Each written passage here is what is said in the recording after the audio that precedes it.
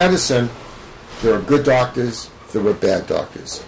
There's a lot of stuff I went on the internet for crazy therapies for pandas. How would you know if this therapy is something you shouldn't do as opposed to something you should do? I don't know how to answer that. I think that since there's no defined therapy, and if you ask Dr. Sweeto herself, she doesn't think there is a therapy other than this possible intravenous globulin. So all kinds of theories with vitamins and with enemas and all kinds of things could be tried. And the fact of the matter is there are some children who wax and wane. They're terrible for a while and then it subsides, and then they're terrible again and then it subsides. And actually obsessive compulsive disorder itself will sometimes have stronger and weaker times.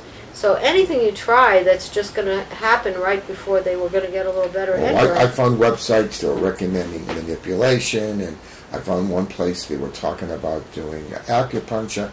We don't know if that really helps. Is that true? Well, I don't know. Acupuncture has effects on they do use it in some psychiatric disorders, not particularly pandas. I'm not a real familiar with acupuncture, but it is a valid way of approaching medical problems. So I can't say that that's not worthwhile.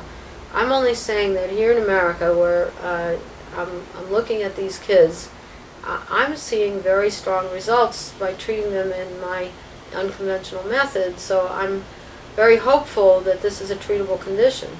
I talked to 3 pediatric neurologists in the last 2 or 3 years talking about pandas, and they all say, we're not sure. Yeah, because there's nothing definitive yet. And not only they're not sure, they don't particularly care.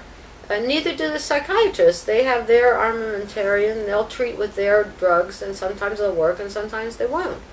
But very few of them will look at a child and say, you need to go back to your doctor, you may have a pandas here, let him treat it as a primary care physician.